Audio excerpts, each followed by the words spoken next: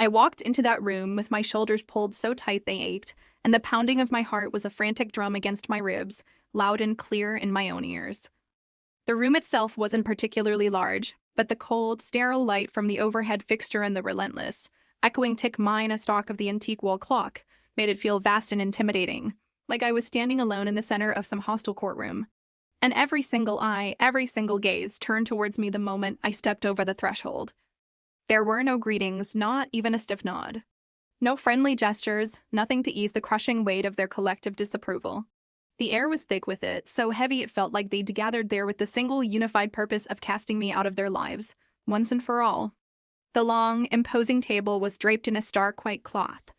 Dark leather chairs were lined up with meticulous, almost surgical neatness on both sides, a setup more fitting for a bitter corporate dispute than a family memorial.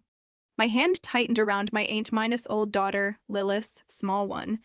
She looked up at me, her clear, intelligent gray eyes reflecting the deep worry I was desperately trying to hide beneath a veneer of calm. I managed to smile for her, though it felt stiffened and unnatural on my lips. Just enough, I hoped, to keep her small, innocent world from crumbling under the weight of this oppressive atmosphere. "Karen, I see you still have the nerve to show up."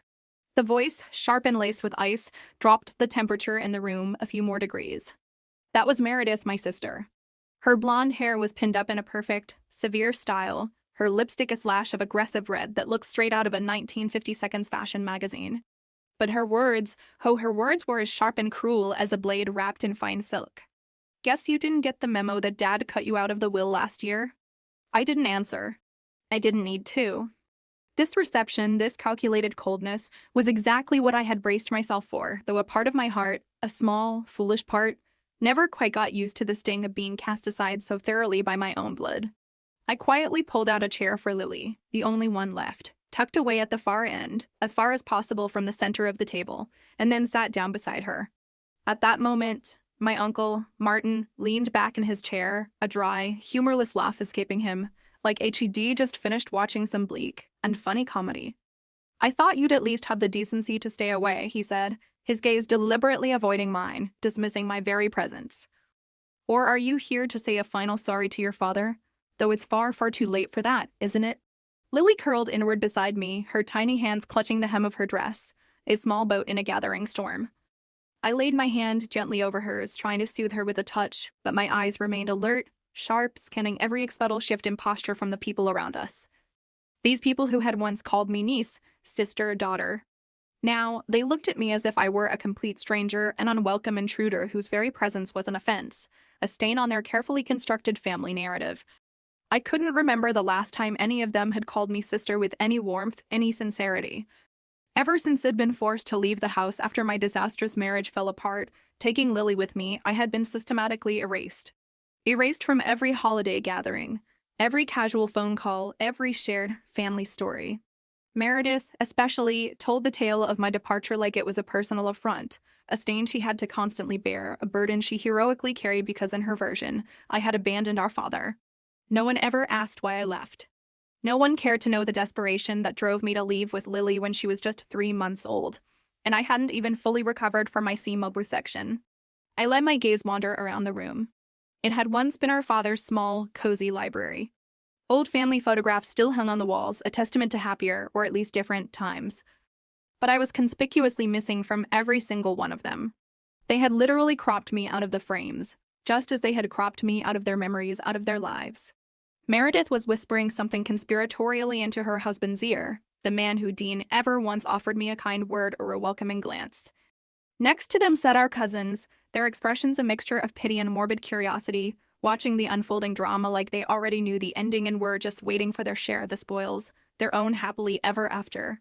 The door opened with a soft click, and my father's personal lawyer, Mr. Donald, stepped in. He carried a worn brown leather briefcase and a thick file, the weight of decisions yet to be announced. The sound of his shoes on the polished floor was slow, deliberate, certain. He nodded to everyone in the room, a professional courtesy.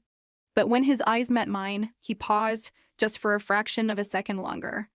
It wasn't a look of sympathy, not exactly. More like consideration. Everyone else in that room thought they knew exactly what was coming. They believed with absolute certainty that I had come to confirm, once and for all, that I had absolutely nothing. No inheritance, no parting message, no memento, no apology from my father. But they didn't know I washed there to beg for scraps from their table. I was there because my daughter, my wise, perceptive Lily, had said something to me just the day before. "Mom," she'd said, her small voice serious, "if Grandpa still remembers you, you need to know. Let's go, okay?" And I had said yes. Not for my father, not really. But for Lily. Because she, at least, deserved to know the truth, whatever it might be. Whether it was to be a long, heavy silence confirming my exclusion, or a surprise that no one, least of all me, saw coming. I breathed slowly, trying to steady my nerves, still holding Lila's hand, her small presence a tiny anchor in the churning sea of my emotions. Across the table, Meredith smirked, a flash of undisguised triumph in her eyes. But I kept my gaze fixed on Mr. Donald, who had just placed the briefcase on the table and was methodically beginning to open it. I didn't know what was waiting for me in those papers. But somehow, deep down, I knew this story, my story, wasn't quite over yet. Meredith crossed her legs with a flourish, arms folded across her chest as if she were chairing a high-stakes shareholders meeting, not attending her own father's will reading. Her tailored gray suit and the sparkling wristwatch on her slender wrist shimmered under the cold overhead lights, a silent, arrogant announcement. She was the chosen one, the rightful heir, the only Jefferson named their father in her mind, still acknowledged with any pride. I glanced at Lily, still sitting quietly and patiently beside me, her small hands resting neatly in her lap, her wide eyes scanning the unfamiliar, hostile room. She said nothing, but I could feel the tension radiating from her small body, the way she tilted slightly, almost imperceptibly, towards me, seeking safety and reassurance. It made me squeeze her hand a little tighter. No matter what anyone else in that room believed or said, I was still Lila's mother. And if I had to endure the pain of being rejected, yet again, by my own family, at least this time, I wouldn't have to go through it entirely alone. "No one needs you here," Karen, Uncle Martin suddenly interjected, his voice raspy and harsh, like someone who had lived too long on a diet of bitterness and cheap cigarettes. "Your father was perfectly clear. You're out of the will. You know that? Were you still clinging to some childish fantasy that I'd forgive you at the 11th hour?" I didn't answer him. I didn't have to. Words like that, words designed to wound, didn't hit me with the same force they used to. Uncle Martin, like so many others in that room, clung desperately to an old, outdated image of me, Karen the weak, Karen the defiant, Karen who foolishly walked out on the family for a marriage her father never approved of. They didn't know, or perhaps more accurately didn't want to know, that the man I once loved, the reason for that defiance, was long gone, leaving me utterly alone with a helpless baby and endless, sleepless nights spent hunched over my desk at a soul-minus crushing job. I didn't leave to betray anyone. I left to survive. Beside him sat Aunt Celia, a woman who hadn't bothered to call me once in over a decade, but religiously sent elaborate birthday cards to Meredith every single year. She looked at me now, her eyes narrowing, not with anger, not even with outright disgust, but with a cold, sharp pity that somehow cut deeper than any insult ever could. I turned my head away, determined not to let that particular gaze burn itself into my mind. "Some people really don't know shame, do they?" Meredith said, her voice calm, but meticulously calculated for maximum impact. "Why are you here, Karen? To hear the lawyer confirm, yet again, that Dad completely erased you from his life?" I lifted my head then and looked straight at her, meeting her cold gaze with a steadiness I didn't entirely feel but projected nonetheless. "I'm here because I have every right to be," I stated, my voice even, devoid of tremor. "Whether you like it or not, Meredith, I am still his daughter." The room went utterly still for a beat. A few people exchanged uneasy glances, as if they'd just been unexpectedly splashed with icy water. My response wasn't loud. It wasn't angry, but it was clear enough, direct enough, for them to understand. I wasn't there to beg for their acceptance or forgiveness. I was there because, despite everything, I belonged. I sat in the ensuing silence, listening to the faint whistle of the wind as it slipped through a crack in the window pane, mixing with the soft, dry scratch of Mr. Donald's fountain pen on paper as he flipped through his notes. Everyone waited, not to remember a lost loved one, it seemed, but to confirm their own positions, their shares, their entitlements. It felt less like a family gathering and more like a private auction, where people were valued not for who they were, but for their perceived loyalty and how well they played their assigned roles. A soft, dismissive chuckle came from the left side of the table. It was Edward, my cousin. The same Edward who once built magnificence and castles with me on Cape Cod when I was just 10 years old. Now, he was laughing as if I were the family's lawn.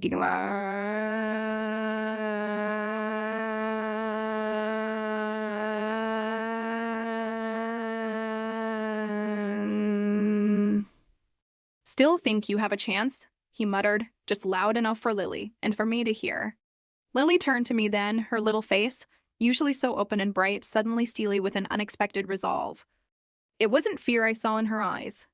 It was disappointment. Not in me, I realized with a pang, but in the world, in the adults who were supposed to be better.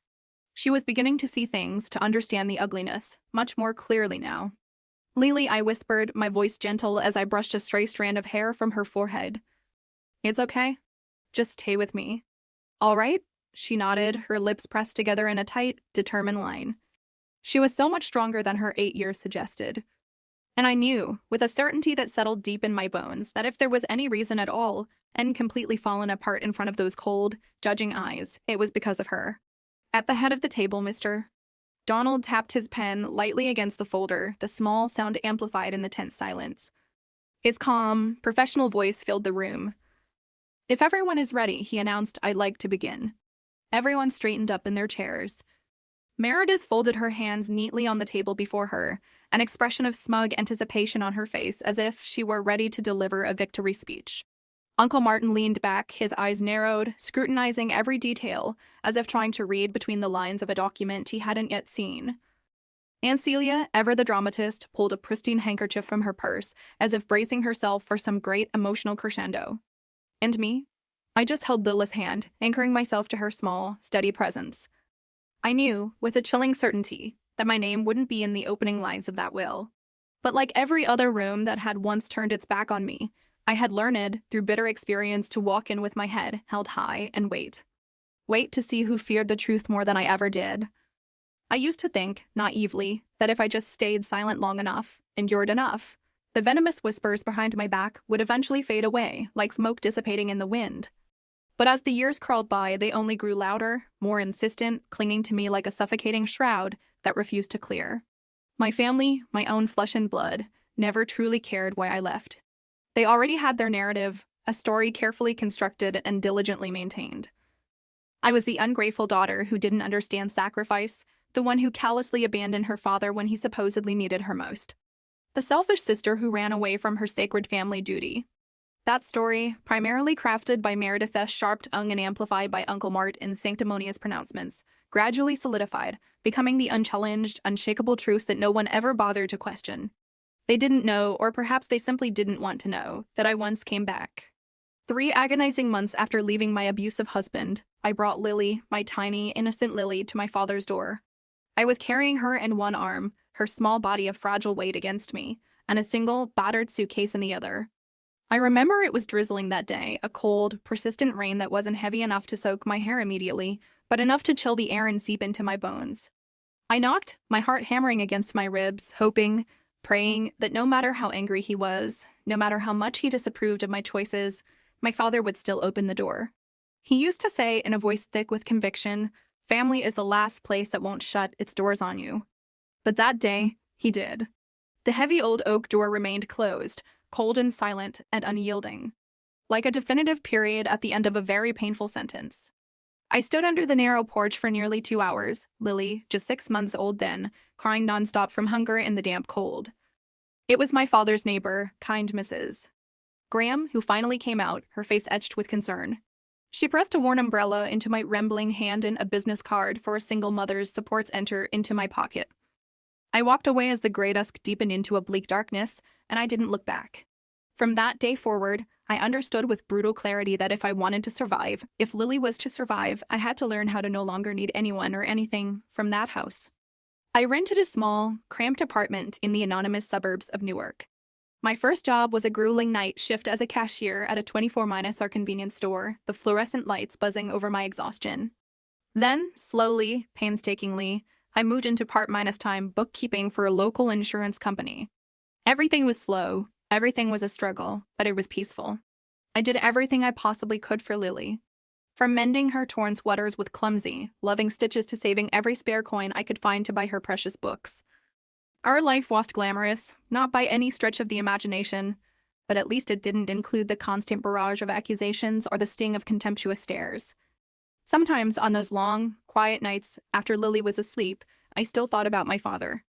Not with anger anymore, not usually, but because I still hoped. A foolish, stubborn hope, perhaps. Hoped that maybe, just maybe, he had come to understand something of my plight, or at least wondered, even for a moment, why I had truly left. He was the only one, after all, who ever taught me how to patiently untangle a hopelessly knotted fishing line, how to arrange fresh lilies in a vase so they wouldn't wilt too soon.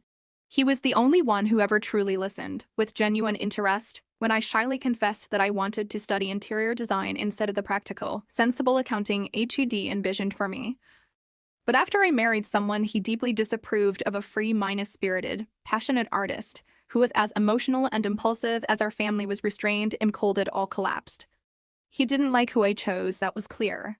But what he never understood, or perhaps never wanted to understand, was that my choice was an attempt to break free from a family where every emotion had to be carefully polished and presented, where authenticity was suspect. After that disastrous marriage, when the man who once painted beautiful pictures of me turned into the man who yelled at me daily, his love curdling into resentment, I knew I had to stop the cycle. I had to get out. But when I came back, vulnerable and desperate, with our daughter in my arms, my father did nothing. Only one person, I suspected, knew something closer to the whole story, Mr. Donald, our longtime family lawyer.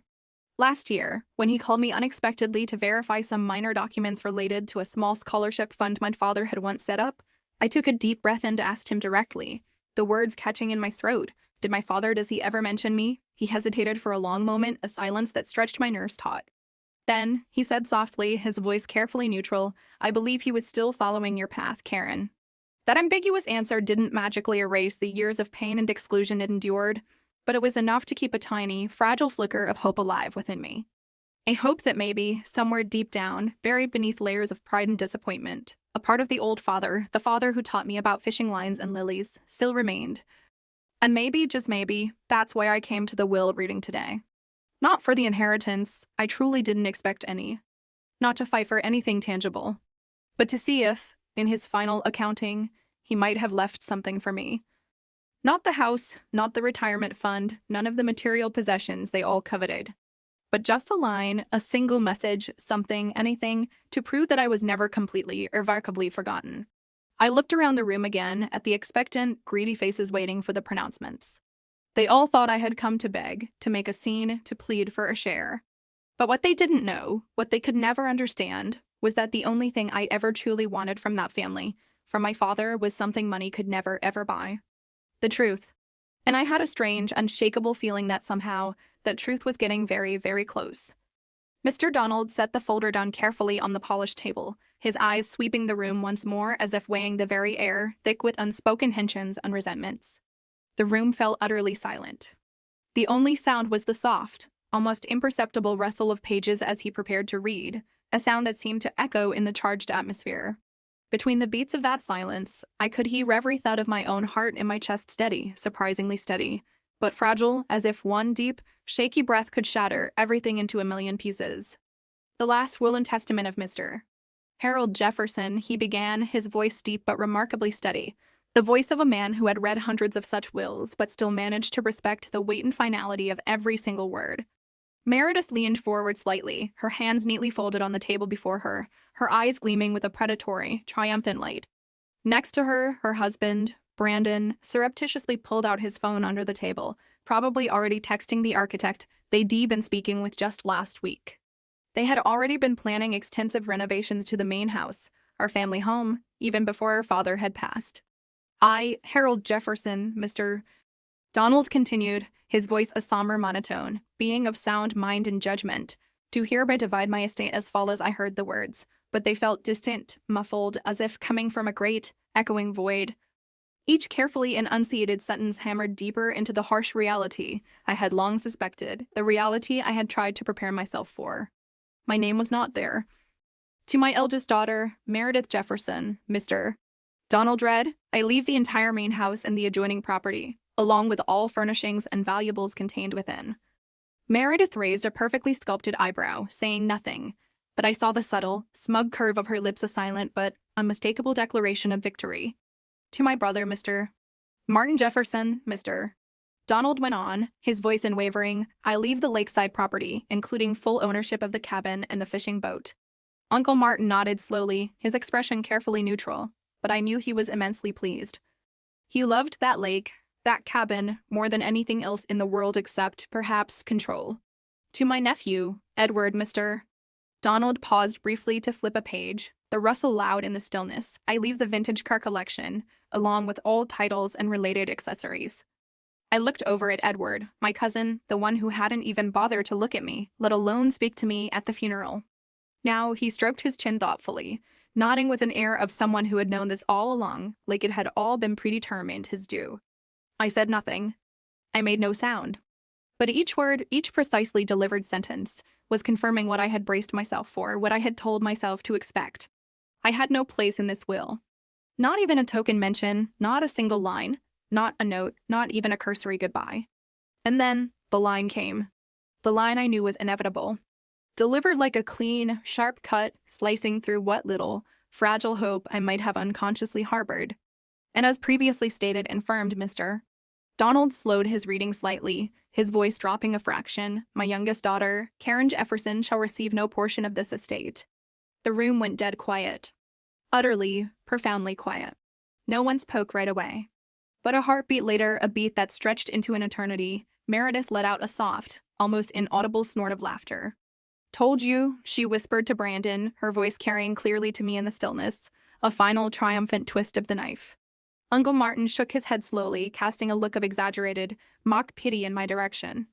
Takes a special kind of person to turn their back on their own father like that, he said, his tone laced with that familiar half-menace joking, half-mano quality he always used when speaking of me.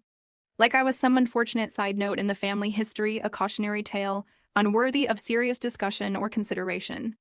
Lily sat beside me, small and still, not fully grasping the legal jargon, the implications of the words, that undoubtedly feeling the heavy, suffocating silence that pressed in all around us. She turned to me and whispered softly, her voice a tiny thread in the oppressive quiet, Mom. I gripped her hand tighter, so tight my knuckles were white, holding back the rising tide of emotion that threatened to overwhelm me. I had known this was coming. I had told myself it was. I had played this exact scene out in my head 100 times, trying to prepare to numb myself to the impact. But nothing, absolutely prepare you for the moment you see your name. Your existence officially, legally erased from your father's life in front of your entire assembled family without feeling something deep inside you fracture. I took a deep, shuddering breath, my eyes fixed on the intricate wood grain of the table, where the light from the window struck in almost hypnotic, swirling patterns. Around me, the murmurs began to ripple through the room. Meredith was already saying something to Brandon about starting the basement renovations even earlier than planned. Edward was on his phone, his voice low but excited. I caught snippets of his conversation move the cars into the main garage. This weekend, no one spoke to me. No one even glanced in my direction. No one asked what I was thinking or feeling. They had effectively ended this chapter, my chapter in this family, long, long ago. I was just the late arrival to a play that had closed, definitively, years before. But what they didn't know, what none of them could possibly comprehend, was this: I hadn't come to claim anything material. I came to listen, to confirm what I already suspected, and if needed, to finally close the last unfinished, aching chapter in my own heart. I didn't need the house. I didn't need the things, the possessions they valued so highly. What I needed, what I craved with an almost physical hunger, was the truth. I hadn't yet decided whether to get up and walk out with whatever dignity I could muster, or to quietly wait for everyone else to leave, when Lily, my brave, observant Lily, suddenly turned to Mr. Donald. Her voice wasn't loud, it wasn't rushed or childishly demanding, but it was clear enough, sharp enough, with an unexpected authority, to freeze the entire room into stunned silence. You forgot the video he recorded. Everyone turned. Every head swiveled. Meredith, mid-mine a sentence with Brandon. Uncle Martin, his expression of smug satisfaction wiped clean. Edward, his phone call abruptly paused. Even Mr. Donald, the seasoned lawyer, furrowed his brows in genuine surprise. I looked at my daughter, my own palm suddenly clammy and cold. I whispered, almost breathless with a sudden, wild hope I dared not entertain, Lily, what are you talking about? She didn't look at me. Lily's eyes, clear and unwavering, stayed fixed on Mr. Donald. She was calm, direct, strangely, and her vingulum composed for an 8-year mine, soul child facing a room full of hostile adults. She reached into her small, colorful backpack, the one with the unicorn keychain, and pulled out a slightly wrinkled white envelope. It was sealed carefully with a strip of brown packing tape. And on it, in familiar, bold, block letters, were the words F-O-R-M-R. D-O-N-A-L-D. O-N-L-Y-I-F-I-T-C-G-L-Y. I nearly choked. A gasp caught in my throat. I recognized that handwriting instantly. It was my father's. "Lily, where did you get that?"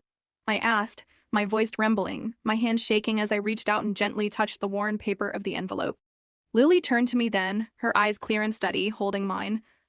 "The last time I visited Grandpa," she said, her voice quiet but firm, "he gave it to me. He said to keep it very safe." She paused, then added, "He told me to give it to Mr. Donald only if people forgot something important." No one in the room said a word now. The silence was absolute, profound. Meredith tried desperately to maintain her composure, her mask of disdain, but I could see her lips pressed tightly together, her face growing visibly pale beneath her carefully applied makeup. Uncle Martin leaned forward, his eyes narrowed with suspicion. Edward slowly, almost reluctantly, set his phone down on the table.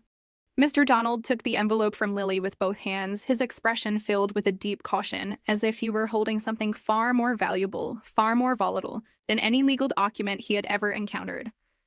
He glanced at me, a quick, unreadable look, then at Lily, a flicker of something akin to awe in his eyes, before carefully, meticulously breaking the seal and opening the envelope.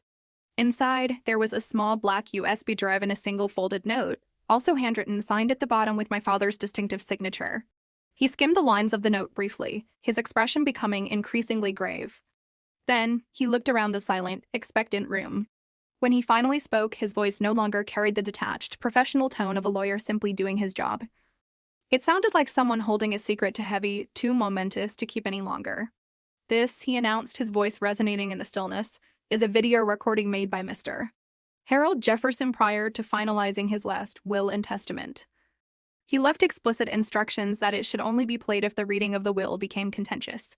He paused, letting his words sink in, then added, his gaze sweeping over the stunned faces, "And I believe today most certainly meets that condition." Meredith let out a short, bitter, disbelieving laugh. "This is absurd," she exclaimed, her voice higher pitched than usual, a crack in her carefully constructed facade. "A video? Of unknown origin? It has no legal standing whatsoever." Uncle Martin jutted his chin out, pugnacious lie. "There's no proof it wasn't altered. Harold never mentioned anything like this to me." But Mr. Donald was already on his feet, moving with a new sense of urgency towards the laptop that sat on the side table.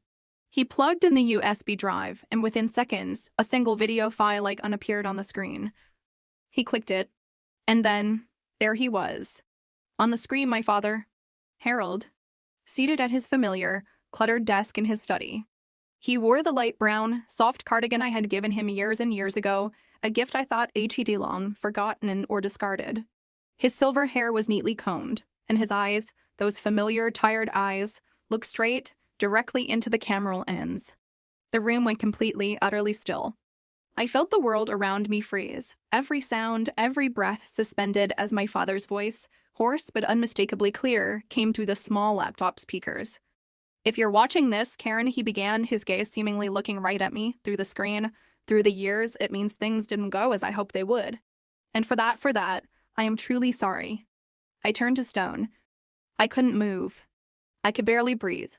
His voice, his actual voice after all this time, speaking my name. He continued, slow and steady, each word laden with a weight I was only just beginning to comprehend. "I know you're being left out of the will. The formal will, that is. And I agreed to it at the time. I let them convince me, thinking, foolishly, that it was the right thing to do." He paused, a look of deep regret etching itself onto his face. "But the closer I got to the end of my life, Karen, the more I reconsidered. The more I thought. And I realized I was wrong. So terribly wrong." He sighed, a heavy, weary sound. "Wrong to believe what others told me without question. Wrong not to ask you, not even once, why you truly left." I couldn't hold back the tears any longer. They welled up, hot and stinging, and spilled over, tracing silent paths down my cheeks. Beside me, Lily clutched my hand even tighter, her small fingers a lifeline, as if she had always known, somehow, that this moment would come and had waited patiently until I was strong enough, or perhaps broken enough, to face it. I met Lily, my father continued, his expressions softening almost imperceptibly as he spoke her name. She didn't say much, you know. Just a quiet one, observant.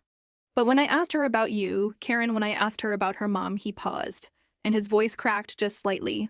She said, Mom is the safest place in the world.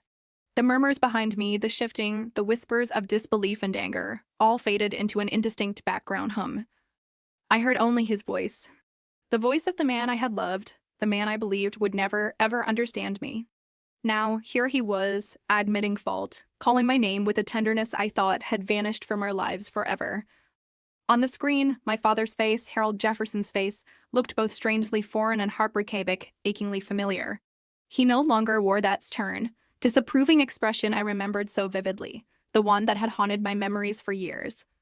Instead, he looked gently tired, resigned, like someone finally, at the very end, releasing a crushing weight he had carried, silently and stubbornly, for far too long.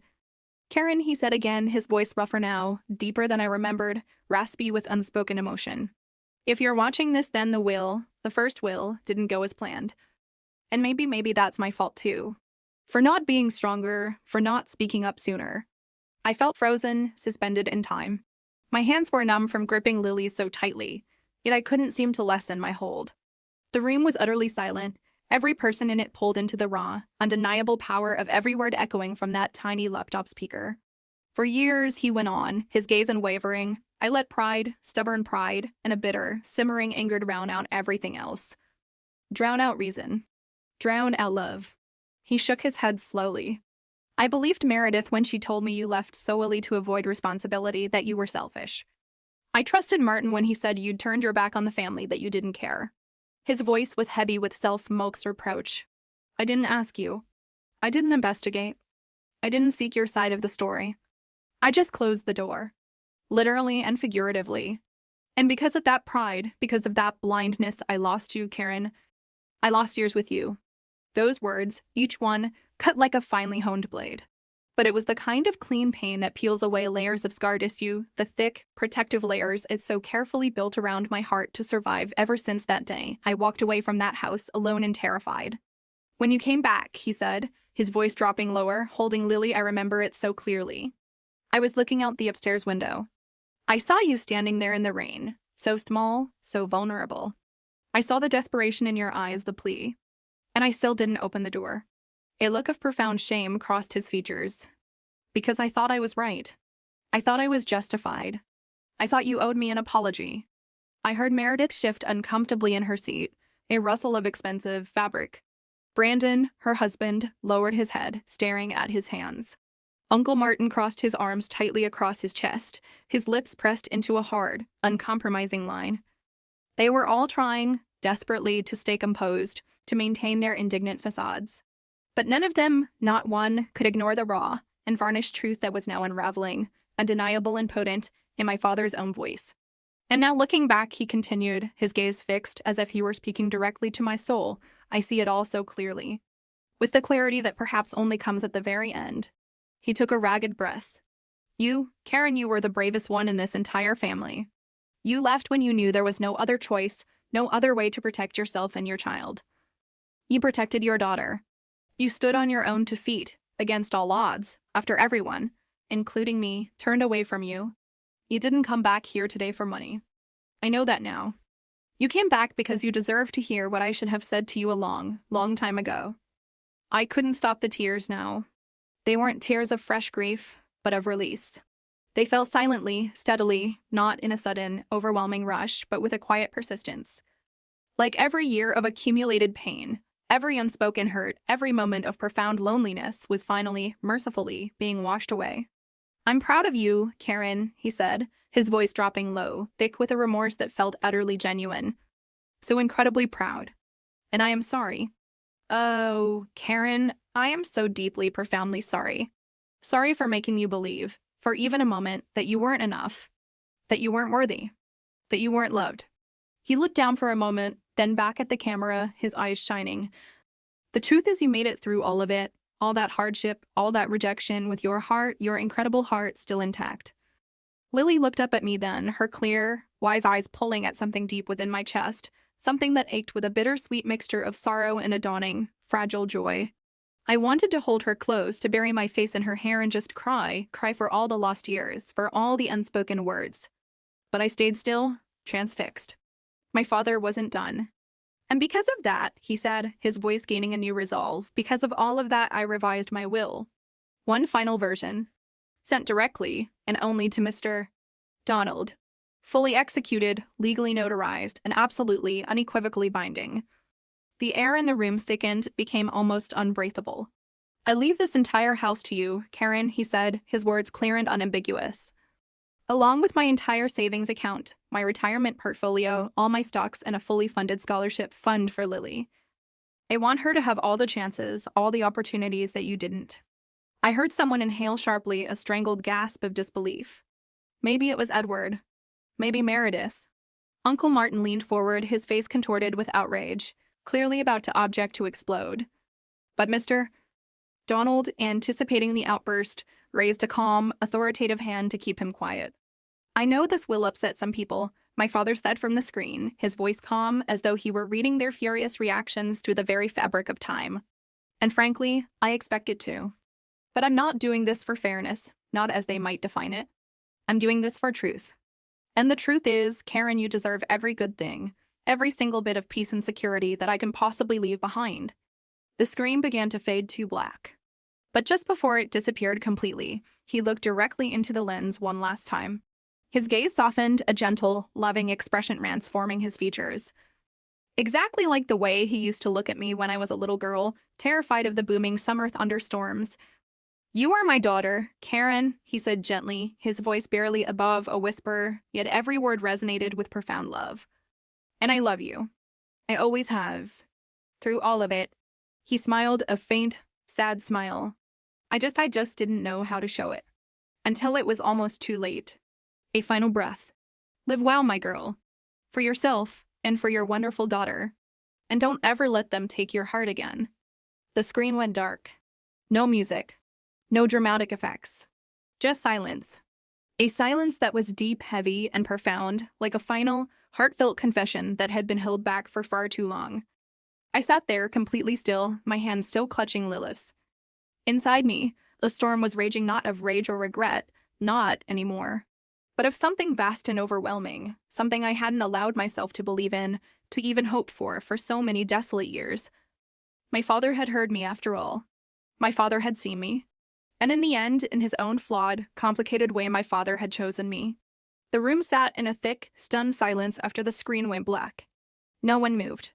No one even seemed to breathe too loudly. Everyone appeared frozen, caught somewhere between two incompatible worlds. One world filled with the cold, calculating greed and bitter resentments they'd just been so freely discussing and anticipating.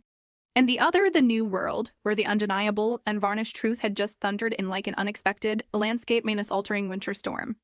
Meredith was the first to break the spell. Her chair scraped back suddenly, the sound screeching harshly across the polished floor, a jarring disruption of the heavy quiet. Her face was chalky pale, all her earlier arrogance drained away, but her eyes still clung desperately to the last, tattered shreds of her wounded pride. No way, she sputtered, her voice shaking but still clipped in sharp with disbelief. He never changed the will. I was the one who took care of him. I was with him until the very end. This is a lie. No one replied to her outburst. What could they say? Brandon, her husband, stood up more slowly, a bewildered expression on his face, and tried to place a calming hand on her shoulder. But Meredith, in a fit of fury, shoved him off without a word, her eyes blazing. She stormed towards the door, not even glancing in my direction, her retreat as dramatic and self-menace-absorbed as her earlier pronouncements. The door slammed shut behind her with a resounding crack, leaving behind a cold, echoing emptiness in the space where she had stood so confidently just moments before. I didn't feel triumphant watching her go. Just quiet. A profound, settling quiet. Uncle Martin, still seated, stared at the innocuous black USB drive on the table as if it were some malevolent object capable of bending reality itself.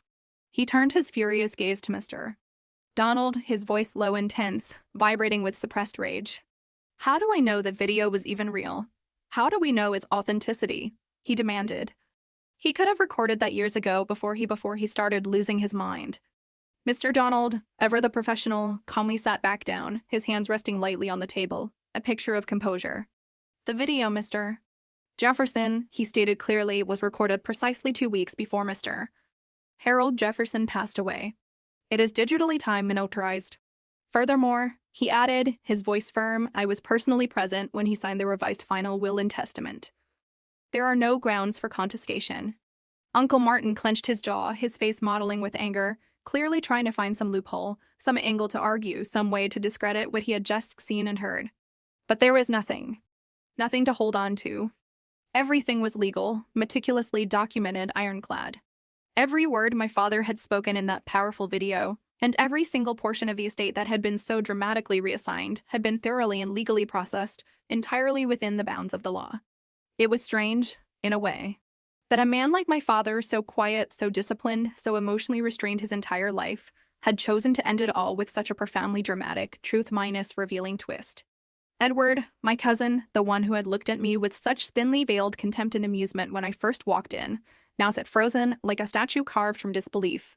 I glanced over at him and saw his face caught in a turbulent storm of conflicting emotions, part disbelief, part confusion, and perhaps a dawning, uncomfortable understanding that my father, the man they had all confidently assumed had taken their side, had ultimately, unequivocally chosen mine.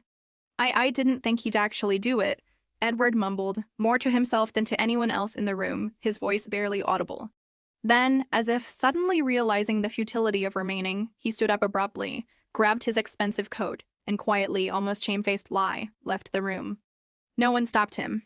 A few other relatives, distant aunts and cousins I barely knew, followed his lead, their departures equally subdued. There were no further comments, no whispered accusations, no farewells. Just silent, retreating backs walking away, leaving behind a collection of empty chairs that seemed to stand as quiet, solemn witnesses to a truth that could no longer be denied or ignored. I stayed seated, still holding Lilith's small, warm hand in mine. She didn't say anything, but I could feel the gentle wave of relief that emanated from her. She had held on to this enormous, life-minus-altering secret for longer than I had realized, carrying its weight with a maturity far beyond her years. And now, finally, she could exhale. Only the three of us remained in the now quiet, spacious room, me, Lily, and Mr. Donald. Mr. Donald gently closed the file folder before him, his voice deeper now, and softer when he spoke. The revised will, Karen, is going to be officially sent to each involved party, along with all the necessary documents confirming its complete legal validity. There will be some paperwork for you to sign, of course, but please don't worry. Everything is already arranged. I nodded, still unable to find any words. I thought, in this moment, I'd feel a surge of pain or a renewed anger, or perhaps even the urge to scream at the world for all the years I was left behind, misunderstood, and alone. But I didn't. What I felt, washing over me in a gentle, cleansing wave, was peace. Not the hollow, empty kind of silence I used to endure during those long, lonely nights in that cramped little apartment while Lily cried and I felt the weight of the world on my shoulders. Not the awkward, suffocating hush at family gatherings where no one spoke to me, where my presence was a palpable discomfort. This was a different kind of quietness. A quietness filled with resolution, with vindication. The kind of profound quiet that only arrives when the truth, after being suppressed for so long, finally speaks its name. I looked around the room, my father's study. The room where he once wrote meticulous notes in his ledgers, where he patiently fixed the old, chiming wall clock, where he used to fold intricate paper airplanes for me when I was a little girl, full of wonder. This room, which I had long thought no longer belonged to me in any way, had somehow, miraculously, opened its doors to me again. This time, not to shut me out, not to reinforce my exclusion, but to welcome me back. To welcome me home. Thank you, I said to Mr. Donald, my voice soft but firm, finding its strength at last. Thank you not just for doing the right thing, but for listening to him. For helping him do this. He offered a faint, kind smile, stood up with a quiet dignity, and left the room, his footsteps as light and unobtrusive as the profound change that had just taken place within its walls. Lily looked up at me, her beautiful eyes shimmering with an emotion I hadn't yet put a name to. Maybe it was pride. Maybe it was profound relief. Or maybe, just maybe, it was a new, dawning kind of belief, a belief that no matter how long it takes, no matter how deeply it's buried, the truth always finds its way to the light. The late afternoon sunlight streamed generously through the large window, casting a warm, golden hue across the polished wooden floor, warming a space that, just a short while ago, had felt so unbearably, chillingly cold. I stayed seated for another moment, as if my mind hadn't quite caught up to the enormity of everything that had just happened. I had been given this house, once a symbol of my deepest rejection. The savings account, the college fund for Lily, the entire estate that everyone, including myself at times, had firmly believed would go entirely to Meredith was now mine. But what I truly walked away with from that tumultuous reading was worth far, far more than any property, any sum of money. It was recognition. It was validation. It was truth. The revised will, Mr. Donald had confirmed once more before he left, noticing I hadn't spoken much, goes into effect immediately. If you need any legal assistance navigating the next steps, I'm here to help. It nodded then, managing a faint smile in place of the words that still wouldn't quite come. My throat was tight with unshed tears, with a decade of unspoken words. All my life, or at least for as long as I could remember, I had longed with a desperate, aching need to hear one simple thing from my father. That he believed in me. That he saw me. That I was worthy of his love, his approval. And now, in the most unexpected and dramatic way possible, I had that. Not in fleeting words alone, which could be misconstrued or forgotten, but in undeniable, irrefutable action. The video. An apology, raw and heartfelt. A completely rewritten will. All of it, every last bit, was my father's way of finally saying, I saw you, Karen. I see you. I looked down at Lily, my wonderful, perceptive Lily. She was still sitting quietly, patiently beside me, her small hand still nestled securely in mine. Her wide, intelligent eyes were taking in the dust-laced corners of the room, the way the sunlight fell across the old bookcases, as if she were trying to commit every single detail to memory. You did so good, Lily Bug, I whispered, my voice trembling with an almost overwhelming wave of emotion. Thank you. Thank you for being so brave. She tilted her head and smiled, a small, shy smile that lit up her whole face. I just wanted you to hear him, Mommy, she said simply. I brushed her soft hair back from her forehead, my heart swelling with love for this incredible little human. You kept a really, really big secret, you know that? Lily nodded proudly, her eyes sparkling. He said to wait for the right moment, she explained. I thought today was it. I couldn't help but laugh then, a watery, shaky laugh that was part relief, part joy, part lingering sorrow, all bubbling up through my ears. My daughter, my amazing daughter, just 8 years old, so small and usually so silent in the face of adult complexities, had carried an entire truth, a monumental secret, for months. Only to bring it into the harsh light of that hostile room at the precise moment when no one, absolutely no one, could deny its power anymore. Not Meredith with her venom and her greed. Not Uncle Martin with his judgment and his bitterness. No one could take that truth from her, from us now. I stood up, feeling a physical weight, a burden I hadn't even fully realized I was carrying for so long, falling away from my shoulders. No more shame. No more gnawing fear or constant second-minded guessing of myself. I moved slowly across the room, my legs a little unsteady, glancing at each empty chair, remembering every cold, contemptuous look that had once met my gaze in this very space. Now those eyes, those judging eyes, were gone, leaving behind a silence that was big enough, clean enough, to echo with the undeniable ring of truth. As we stepped outside the grand, imposing front doors of the house, the setting sun bathed the old stone steps in a warm, golden light. A cool, gentle breeze passed by, and I shivered, but not from the cold sting of rejection I had felt earlier. This was different. This was the gentleness of spring's first, hopeful wind. A breeze that hinted at something new, something fresh, something like a beginning. I paused at the top of the steps, gazing out at the house, my father's house, now my house, a place that had once only symbolized pain, exclusion, and bitter disappointment. Today, it felt different. It was no longer a place I'd been cast out of, a place of exile. It was the place where my father, through his final, extraordinary will and his final, heartfelt words, had finally, unequivocally, called me home. Do you want to go see Grandpa's room? I asked Lily, my voice still a little hoarse. She squeezed my hand, her eyes sparkling with a child's pure curiosity. Do you, Mommy? She countered. I thought for a moment, a long, reflective moment. Then I nodded slowly. Yeah, I said. Yeah, I do. But not today. Today, I just want to go home. With you? We stepped off the porch together, hand in hand, into the fading sunlight. I looked back once more at the imposing facade of the house, then exhaled deeply, a breath I felt had been holding for years. Everything that needed to be said, he had finally said. Everything that needed to be done, he had finally, courageously done. The rest was mine to carry forward. Mine to build upon. Our small, unassuming car waited by the curb, the last rays of sunlight glinting off the windshield. I opened the door for Lily, and she climbed in with a newfound lightness in her movements, a visible unburdening, as if she too had laid down a heavy, secret weight. I walked around to the driver's side and slid into my seat. As the engine turned over with a familiar rumble, I caught a glimpse of myself in the rearview mirror. My eyes were still misty, still showing the traces of tears, but they were no longer sad. They were steady. They were clear. They were, for the first time in what felt like a lifetime, free. I once walked away from that house in a torrent of tears and profound, crushing loneliness. Today I walked away with my daughter by my side, the truth finally resting behind me, and a future, uncertain but hopeful, stretching out ahead. And for the first time in so many years, I didn't feel like the one left behind. I was the one who had been seen, the one who had been heard. And finally, I could just be me, Karen. No more apologies, no more justifications, no more proving required.